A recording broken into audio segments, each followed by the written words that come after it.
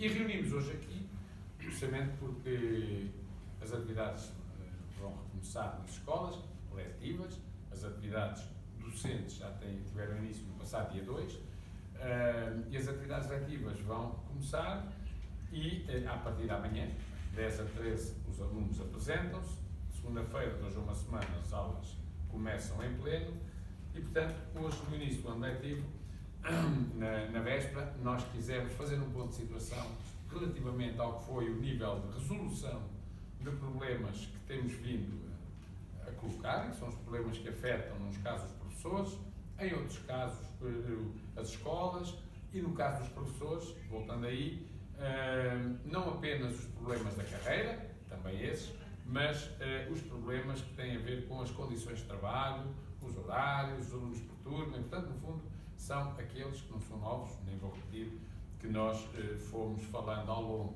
da legislatura, mas que não mereceram solução deste Governo e da atual equipa do Ministério da Educação.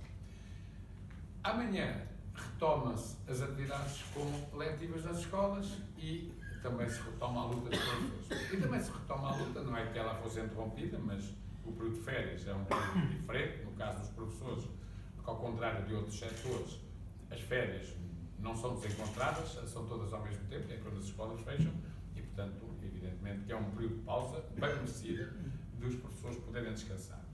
Dos problemas que aqui identificamos, são 10. A questão do tempo de serviço, como se sabe, porque faltam ainda recuperar 6 anos, 6 meses e 23 dias, mas não é apenas isso. E nós chamamos a atenção, tudo o que, resultando dos processos de reposicionamento, mas também de descongelamento, continuam hoje nas escolas por resolver. Ou seja, a resolução do problema do congelamento ou até do reposicionamento, o Ministério fez, criando problemas novos. E, portanto, nós continuamos ainda a ter os problemas das ultrapassagens, de colegas com menos tempo de serviço que passaram à frente de outros, o problema da retenção dos professores em escalões, no 4º e 6º escalão, que levaram a que os professores que aí estão retidos, além dos 6 anos, 6 meses e 23 dias, tivessem ainda perdido mais tempo de serviço. Temos problemas que, por exemplo, têm a ver com a utilização de avaliações e de formação contínua já adquiridas pelos professores, mas que em algumas escolas continuam sem ser reconhecidas. E, portanto, essas formações e essas menções de avaliação. E, portanto, isso são problemas que continuam a fazer com que muitos colegas ou não usufruam plenamente ou nem usufruam nada do pouco tempo, dos 2 anos, 9 meses e 18 dias que já foram recuperados. E, portanto, esta é uma questão que se mantém, não apenas, como disse, porque falta recuperar tempo, mas porque é preciso, até no pouco já recuperado, resolver os problemas que foram, entretanto, criados. Uma segunda questão, a carreira docente. Nós temos ouvido alguns partidos dizer que querem rever o Estatuto da Carreira Docente e temos ouvido alguns partidos até dizer que a recuperação do tempo de serviço fazem dependê-la da revisão do Estatuto da Carreira Docente.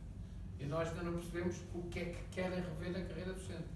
Se é porque os professores ganham muito e é preciso baixar os salários, se é porque têm poucas horas de trabalho e é preciso aumentar, se é porque os professores saem jovens da profissão e é preciso envelhecê-los, quer dizer, ainda não percebemos. Se é porque a avaliação, a doutora Assunção Cristas, há dias, num debate, que os professores não eram avaliados e que, para mudar de escalão, deviam prestar provas públicas no ensino superior. Nem sabemos se a doutora Assunção Cristas sabe do que é que falava, nem sabemos sabe como é que é a avaliação dos professores, mas podemos dizer que é provavelmente daquelas que maiores exigências, e algumas até sem sentido, é feita dentro das várias profissões da administração pública. É daquelas em que 75% dos professores estão impedidos de terem, por exemplo, classificações de muito bom ou excelente, ainda que tenham uma avaliação que seria de muito bom ou excelente. Porquê? Porque as cotas estão perdidas. É uma avaliação que, tendo impacto na progressão da carreira, faz com que muitos professores, com avaliação positiva de bom, que às vezes era de muito bom ou excelente, mas que por causa das cotas tiveram que baixar para bom, depois não saiam desses escalões porque não têm vaga. Portanto, esta é a avaliação e o impacto na carreira. Portanto, nós podemos tolerar e toleramos, que somos gente democrática, que se diga que a avaliação devia ser mais assim, devia ser mais assado, devia ser um regime, poderia ser de uma maneira ou de outra.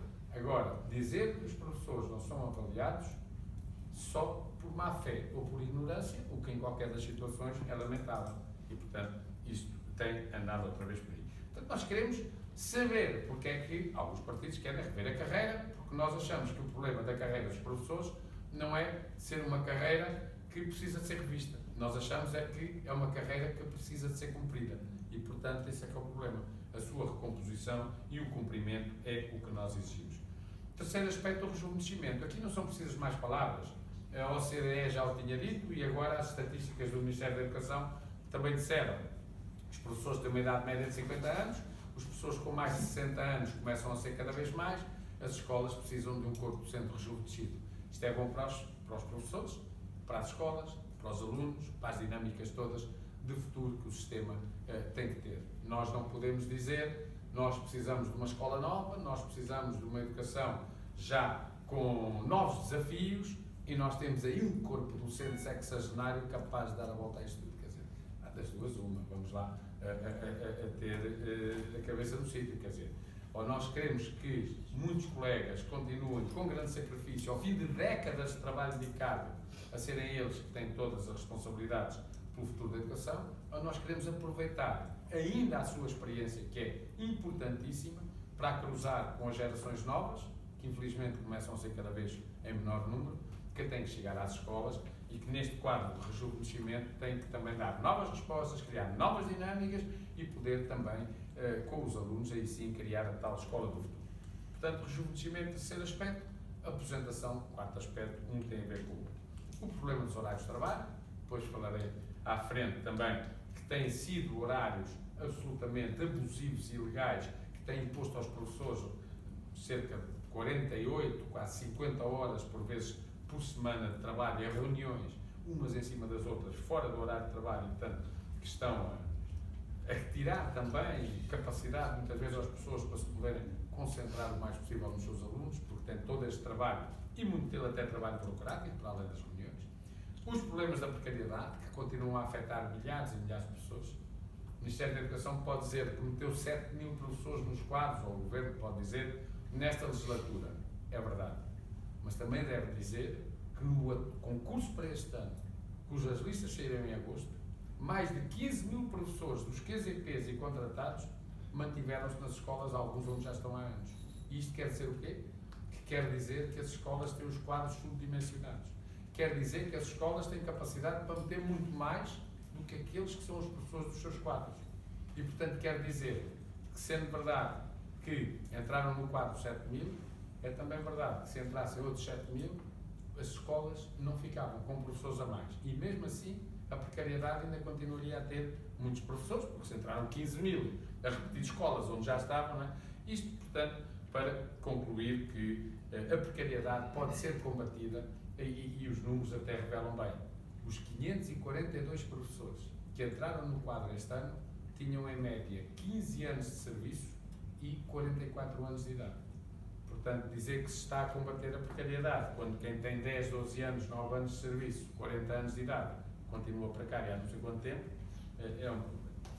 Outro aspecto, concursos. Os concursos dos professores são injustos, como todos sabemos, e, portanto, o regime de concursos justo, nós continuamos todos a reivindicar, e já agora, para que fique claro, e ninguém tenha dúvida, concursos justos para estas organizações são concursos nacionais, em que os professores são ordenados pela sua graduação profissional, independentemente do quadro a que pertence, e só assim é que não há ultrapassagens.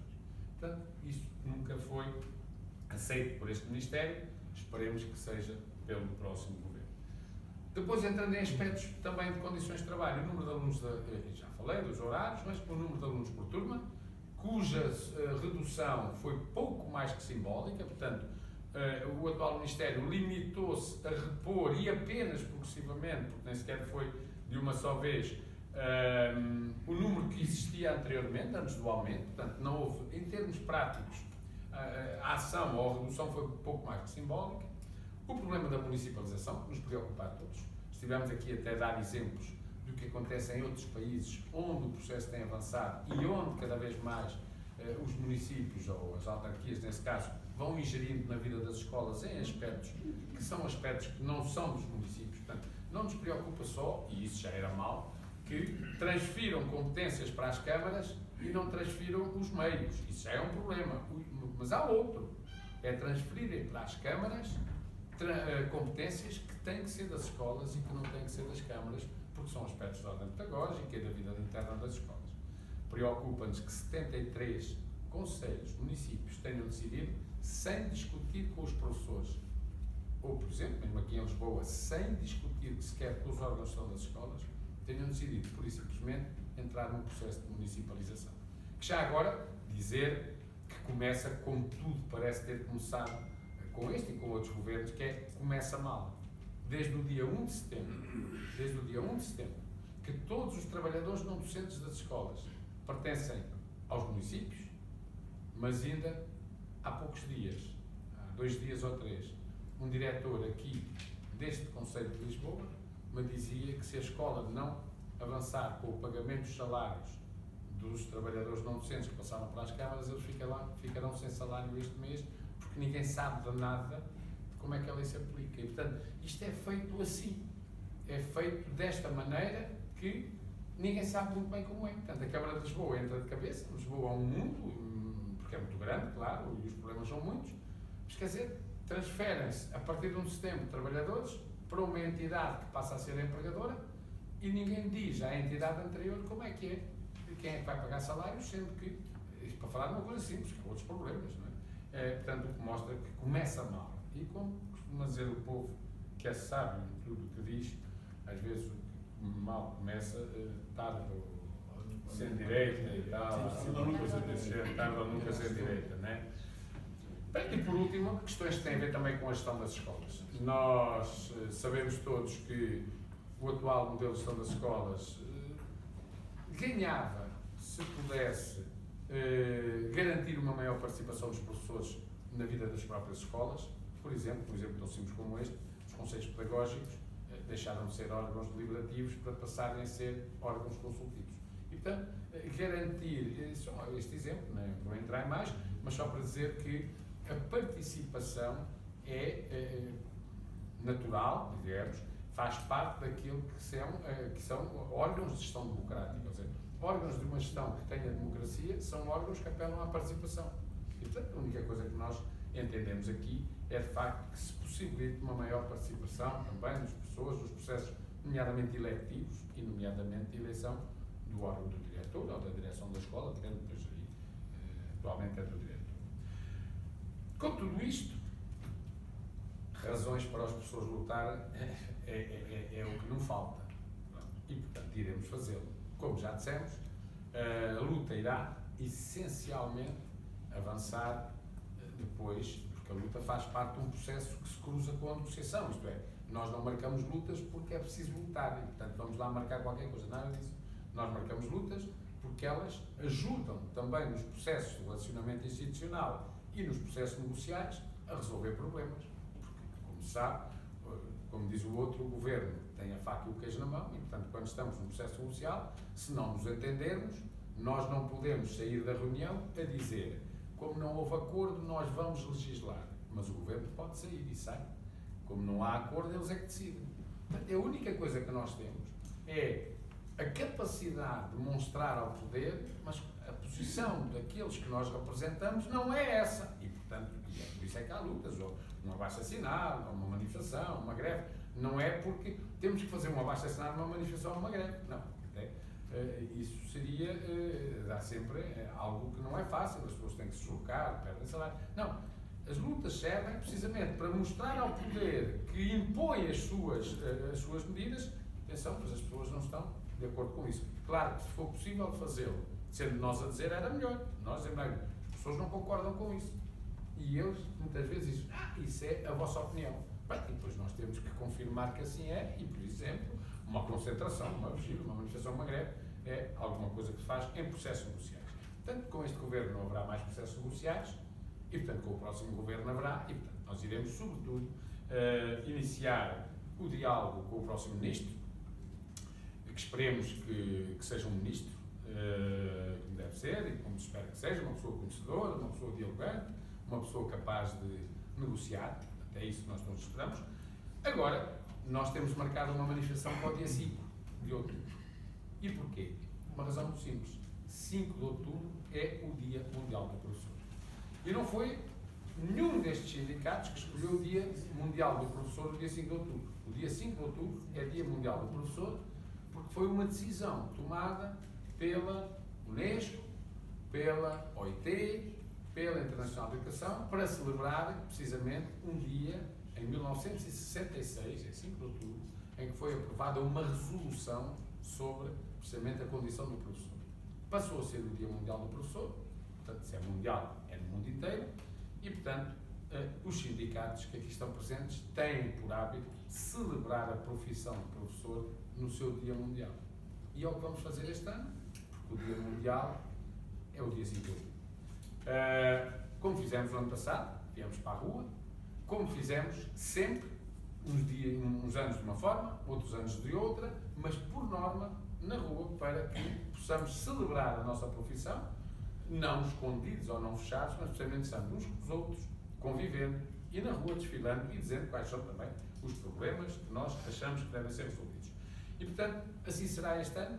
O facto de haver eleições no dia 6, a única coisa que nos vai levar é a não colocar, e não colocaremos, também não é nosso hábito, nada que possa parecer que, sendo o dia de reflexão, não, isso irá estar fora. E por isso mesmo, dizer-vos também que nesta manifestação nacional não deixarão de estar presentes os 10 aspectos que eu há pouco referi como sendo os problemas que nós identificamos, mas queremos essencialmente dar expressão àquilo que é a vida dos professores, quer através da manifestação dos professores, também das suas exigências, quer até estamos a tentar, vamos ver ainda, podendo ter connosco algumas iniciativas e atividades que os professores desenvolvem nas escolas com os seus alunos. Vamos ver e vamos trabalhar nesse sentido.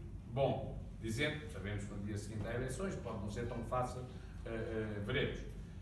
Como tal, e isso aliás, não é porque aconteceu com as comemorações do dia 5 de outubro, mas aconteceu, e nós saudamos isso, nós também iremos fazer o mesmo. Ou seja, a manifestação começará às 15 horas no Marquês de Pombal, o desfile seguirá pela Avenida da Liberdade e no final nós não teremos qualquer tipo de intervenção, portanto, a manifestação terminará sem intervenções, limitar-nos-emos a fazer uma saudação ao Dia Mundial do Professor, aos professores que estão ali presentes e aos professores que estão em casa e, portanto, esta manifestação não terá intervenções no final, apenas as 3 saudações de 1 minuto aos colegas, uma vez que muitos vão deslocar-se para ir a Lisboa participar nesta manifestação do seu Dia Mundial. Esta celebração da profissão docente, decidimos que deve ter um lema, que é o lema que vai ser o lema no mundo inteiro, com as adaptações devidas, uma vez que às vezes as traduções são manhosas e não dão exatamente para se perceber, depende também depois da forma como a cultura de cada país as interpreta, e, portanto, o lema mundial anda em torno do rejuvenescimento da profissão de professor, porque este não é só um problema de Portugal. Em Portugal é um problema maior, porque a profissão está muito mais envelhecida, até do que está 5 anos mais velha do que, por exemplo, na média da OCDE. Mas é um problema que é um problema geral.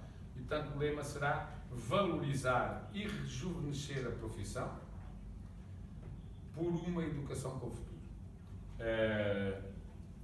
Pode ser um lema que tem 2 frases que nem têm uma a ver com a outra, por uma profissão, por uma educação com o futuro, é uma coisa que queremos, mas que neste caso achamos que para essa profissão, para esta educação, para no nosso país, a educação ter de facto o futuro que se quer, é mais do que urgente, exato, eu já estava aqui a falar, já falava com o diabo, é mais do que urgente, porque é inadiável, eu diria até, o rejuvenescimento da nossa profissão, pelas razões que já disse.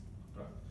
Depois, e para terminar, dizer que a outra questão que aqui também nós colocámos foi a greve ao sobretrabalho. Foi uma greve que durou praticamente o ano todo, começou no dia 29 de outubro do ano passado, prolongou-se até ao último dia de aulas deste ano, portanto dentro do mesmo ano letivo, mas em anos civis distintos, E o que é que vai acontecer? Nós tínhamos dito que, se mantivesse o problema, nós iríamos manter a greve. Os professores só agora é que recebem os seus horários, estão a receber, e de uma forma geral, os horários, muitas vezes, não é uma forma geral, mas na maior parte dos casos, olhando para o horário, não se identificam as ilegalidades, nem o abuso. Onde é que elas se identificam? Quando começam, nas escolas, a exigir que os professores que têm 50 minutos para reuniões por semana ou 100 minutos para reuniões por semana, têm 300 minutos de reuniões por semana. Quando se identifica nas escolas que os professores devem ter as coadjuvações ou os apoios na componente letiva, e que não tem lá nada a dizer que não é, depois eles começam a dar, a partir de certa altura, apoios acrescidos, que ainda não estavam previstos, fora da componente letiva e, portanto, a aumentar o horário. E, portanto, olhando já para os horários, pode não ser fácil identificar as ilegalidades, mas alguns já as lá têm. E, nesse sentido, o apelo que fazemos aos colegas é o seguinte: nós reunimos, os sindicatos reuniram com o Secretário de Estado da Educação no final de julho. O Sr. Secretário de Estado disse-nos que, bom, não tem recebido cópias de horários com ilegalidades e, portanto, também não tem que resolver uma coisa que ele não tem conhecimento se existe. Portanto, o apelo que fazemos a todos os colegas é que, se tiverem dúvida sobre se o seu horário contém ou não ilegalidades, não devem deixar de consultar o seu sindicato e saber se está bem ou está mal. Às vezes pode parecer que está mal e não está. Mas se estiver ilegal, devem deixar cópia para que possamos fazer o que o Sr. Secretário de Estado nos pediu, que é enviar-lhe o horário, na escola tal, os horários estão ilegais. Pronto, e depois o Ministério agirá para poder regularizar. Se isso não for feito, ou seja, nós mandamos os horários estão ilegais, mas o Ministério deixa ficar. Portanto, não resolve. No dia 7 de outubro, portanto, logo a seguir às eleições, já depois, isto estamos a dizê-lo já, para que não fique depois a ideia que é conforme quem ganha, se ganha assim, se ganha o A, se ganha o B, se ganha com muitos votos, com maiorias muito fortes. Haja o que houver. Se os horários se mantiverem legais, no dia 7 de outubro entrará o pré-aviso de greve destas organizações sindicais e a greve ao sobre o trabalho vai ter início a partir de 21 de outubro, ou seja, uma semana antes até do que o ano passado, ou seja, com incidência já nas reuniões intercalares que se vão realizar normalmente na última semana de outubro, início de novembro, portanto, já com incidência a essas reuniões. Porque muitos trabalhadores, e muito bem, lutaram pelas 35 horas de trabalho, que é aquilo que é geral na administração pública. Nós, professores, temos as 35 horas de trabalho, quer as que decorrem da lei geral, quer as do nosso estatuto. E, portanto, não podemos deixar que depois tenhamos já na lei previstas as 35 horas, mas no trabalho semanal obriguem as pessoas a trabalhar às 50 muitas vezes. Portanto, esta é uma questão também de defesa do horário de trabalho. E quando se defende o horário de trabalho, defendem-se os alunos. Porquê?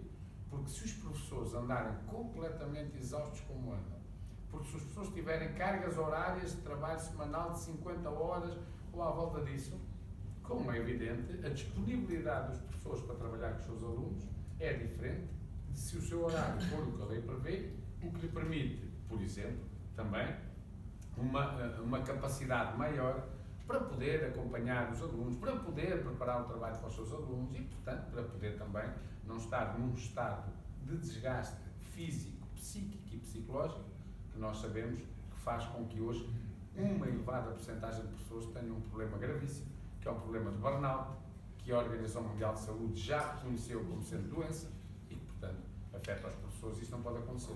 Os nossos alunos têm direito a ter um corpo docente, e as escolas também, que não esteja atingido por um problema tão grave. Pronto, e portanto foram as duas coisas que nós hoje aqui vimos, as duas lutas, o sobre o trabalho, a manifestação de celebração da profissão de professor e o apelo aos colegas para que dia 5, todos na rua, dia 5 lá estaremos. Não é só o problema do tempo de serviço, dos 9 anos, 4 meses e 2 dias, que agora são 6 anos, 6 meses e 23 dias, é todo o problema de carreira, todo o problema da profissão, de horários, de aposentação, de jovens, de combate à precariedade. 5 de outubro, sobretudo, dizer que os professores estão presentes e que os professores, no seu dia, não deixam de exigir respeito pela profissão e respeito pelo seu trabalho.